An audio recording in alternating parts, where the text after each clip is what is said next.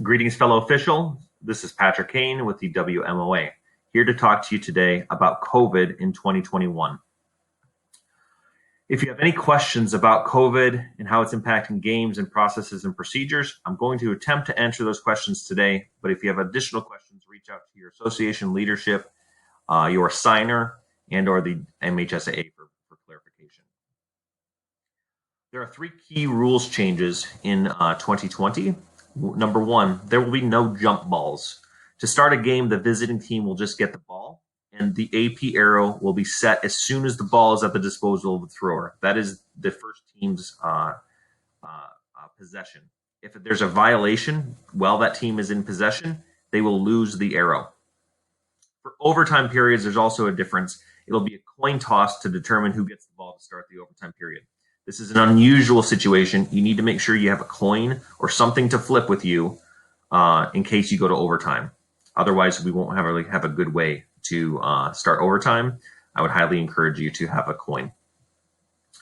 Secondly, all 5 timeouts for each team are converted to full 60-second timeouts, so full timeouts.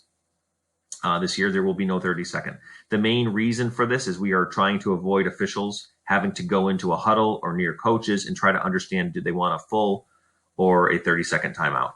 Everything is automatically 60 seconds. This will help you avoid having to get into that huddle.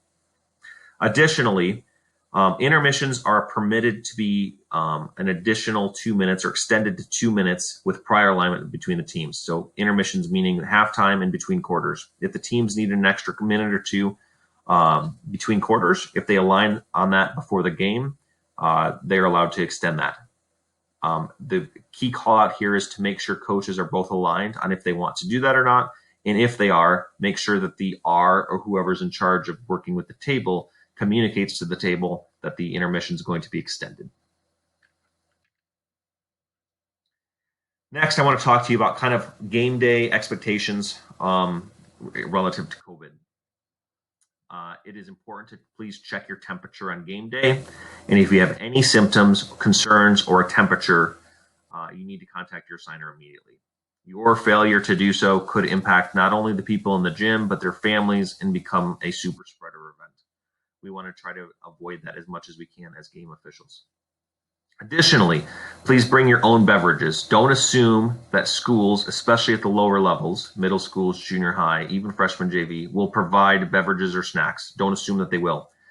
And importantly, if there is a water cooler, which we don't believe that there will be, but if there is, please don't go get water from that cooler. That is a high contact point. If you need a drink, please bring your own water bottle, and if you need to, keep it at the table. Upon arrival, the OK Conference and the MHSAA is asking that all officials wash their hands and, if possible, sanitize your hands throughout the game. So if you're able to have a small sanitizing bottle of hand sanitizer and keep it in your pocket, when there's a break in the game between quarters or during a timeout, you should sanitize your hands, especially if you're handling the ball. And we'll talk through some opportunities to not need to touch the ball through mechanics. Number 4 is going to be a difficult one. Try to avoid adjusting your masks as much as possible. You're going to have to wear a mask, and for those of you that are choosing to use a whistle inside of your mask, you're going to need to adjust that whistle in your mask. The key caveat here is the more you touch your mask, the more you're spreading things within your mask and on your mask. So try to do it as little as possible, especially with unsanitized hands. It can contaminate your mask, and then any germs that you have that are in your mask, you are now spreading to the ball and everything else. So try to minimize it as much as you can. Lastly, don't assume that a locker room will be available. You can check with the school a couple days prior, but we recommend that everyone come dressed, not in your court shoes. Change into court shoes when you get to the school, but don't assume that there will be a locker room available.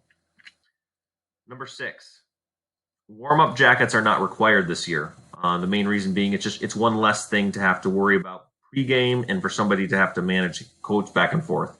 So you are very welcome to arrive to the court with no warm-up jacket on.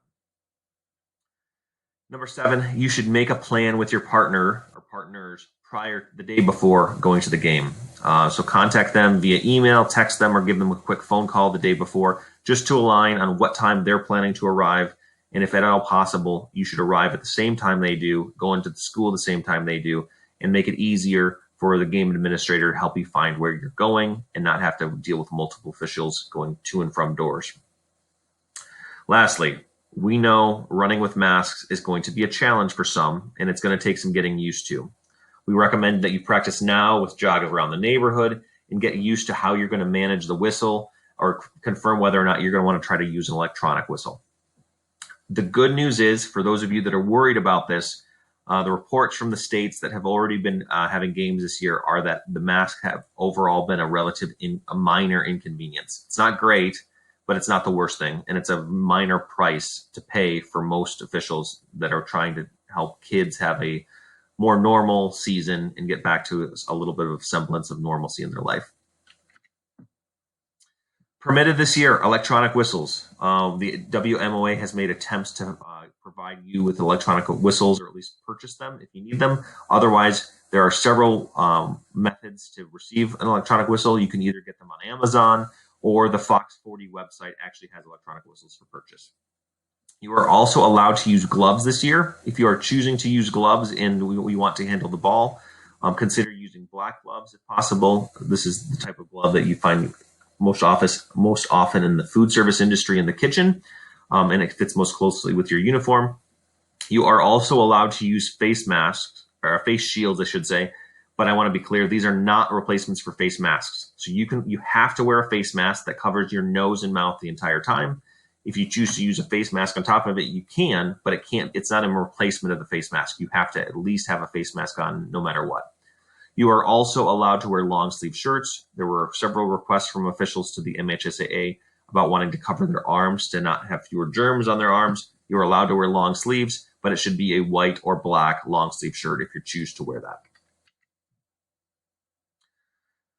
Mandatory expectations. Face coverings and masks are required at all times within schools and are expected to be worn properly.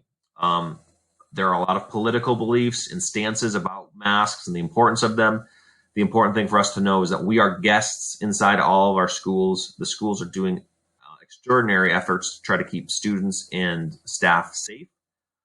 They're expecting all of their coaches and players to wear masks, and it's important we follow that. It needs to be over your nose and mouth. And we see a lot of people wearing masks below their nose. If you're going to wear a mask, it needs to be covering your nose. If it doesn't cover your nose, it doesn't really do any good. We're not going to have any handshakes, fist bumps, or touching of players at any time. Pre-game, during the game, post-game. A lot of time officials like to go put their hand on the shoulder, on the hand of the back of a player, and try to build a little bit of camaraderie, player or coach. We don't recommend that anyway, but especially this year, no contact of any sort with anybody. No high fives, nothing. If you have any symptoms, I've already mentioned this, but contact your assigner ASAP. It is not acceptable for anyone to assume, oh, it's just allergies or it's probably just a cold. That's not acceptable. When in doubt, sit this one out. Any official that starts spreading this, if it's found to be an official that spreads this, it's going to jeopardize the season for everyone. Avoid speaking with anyone, officials, coaches, players, closely face-to-face. Try to maintain a 6 feet distance between officials.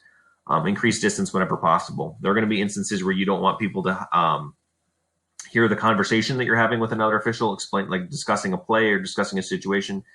Get near that official, but don't talk directly face-to-face. If you can have the other official, alongside your head, if you need to talk a little bit more quietly, great, do that, but nothing face-to-face, and don't get right in somebody's face to have a conversation. Lastly, make a plan with your school and the partners at the game prior to game day. Understand the school's expectations of where they want you to be, what time they'd like you to be there, etc. You can also ask them if they have designated parking for you, or if they're going to have a space for you to change. What's that look like? How much privacy will you have? Schools have been asked to have a designated area for officials. It may not be private. There may be windows. You may not be able to change there. So especially showering this year, confirm prior to game day what the school will or will not have for you. Pre-game meetings this year should only be conducted by the head official, and it should be conducted with maintaining social distancing. So the R will meet with the scorer and the timer. The R will meet with the coach.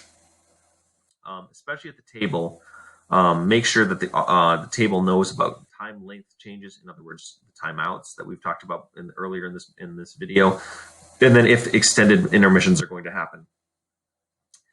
So sanitation. The players are expected to use sanitizer every time they come and enter and leave the court. That's what the states have asked the schools to implement. We know that may or may not happen. The home schools should be sanitizing balls as much as possible. Again, we know that may or not be happening, but we want you to know that they're expected to if they can. You should, whether you're going to choose to handle balls or not, avoid touching the ball as much as possible. It's one less point of contact. Officials, you should sanitize your hands as much as possible. And you should bring your own pen and identification stickers for rules books. It's, again, minimizing points of contact. Even that pen or pencil for the scorekeeper sounds minor, but the more we can prevent germs from spreading, the better our chances are for having the season continue. Sounds minor. That's what we're being asked to do. The adjusted mechanics option. So we are actually recommending people try this early in the season to help players get used to it and or try to see if you would actually enjoy this experience better. We're actually finding in other states, they're actually reporting this is a better mechanic, and they like using this mechanic, having to chase down balls, hand balls to players and whatnot. So if you're choosing to use the mechanics I'm about to explain, make sure that the coaches know prior to the game starting that you're going to use this.